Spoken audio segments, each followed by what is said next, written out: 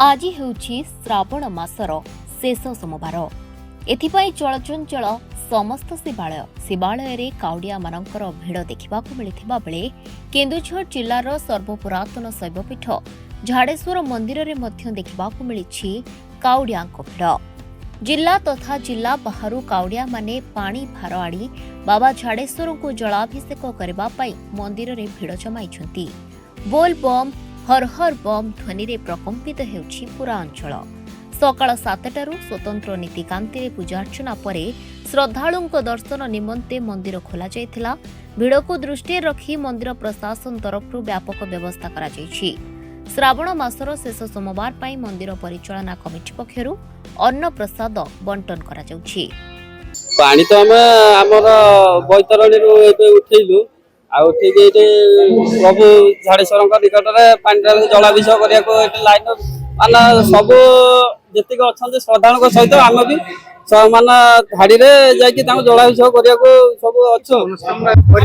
ଆମେ ଆସିଛୁ ଶାଳପଡାରୁ ଆଉ ବାବାଙ୍କ ଉପରେ ପାଣି ଢାଳିବୁ। ବାବାଙ୍କ ମନସ୍କାମନା ପୂର୍ଣ୍ଣ କରିବେ, ଦର୍ଶନ କରିକି ଦେଖା କରିକି ଯିବୁ।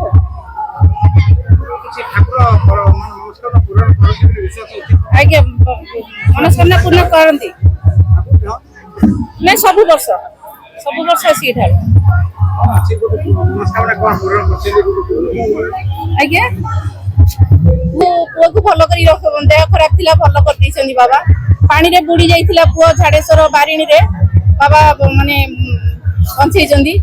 बोल बम हर हर बम भोला बाबा पार करेगा।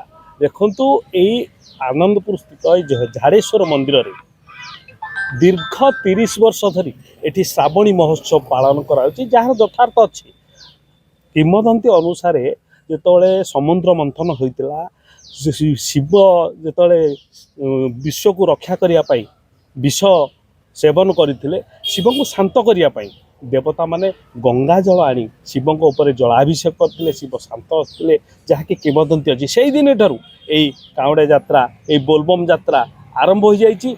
आज सारा भारत वर्ष रे एई बोलबम यात्रा श्रावण मास रे पालन करा जाउछि। आउ एई झाड़ेश्वर मंदिर रे देखंतु आज शेष सोमवार हेतु पाखापाखि 10,000 भक्त मानक पई एठी सब प्रकार व्यवस्था करा जाइछि। प्रसाद सेवन व्यवस्था करा जाइछि एवं प्रशासन पक्षरु निजे उपस्थित रही प्रशासन पक्षरु सब प्रकार सुरक्षा व्यवस्था करा जाउछि। शांति श्रृंखला सहित एई बाबांक उपरे भक्त माने आसी जलाभिषेक करुछंती। जाजपुर जिला, भद्रक जिला, मयूरभंज जिलू श्रद्धालु माने छुटी आसिछंती। पुण्यतया बैतरणीरू जल नहीं बाबांक उपरे जलाभिषेक करुछंती। एठी स्वतंत्र रुद्राभिषेक पूजा मध्य चलछि। शह शह भक्त माने निजे बैतरणी नदी जल आनी एवं विभिन्न नदी जल आनी एठी जलाभिषेक करी निजे धन्य मन करुछंती, जहाँकि आशुतोष कृपा वर जे कि सांगे सांगे बर दियंती सेही भोला शंकर को संतुष्ट करिया पई निष्ठार सहित ए बोलबम यात्रा करुछंती।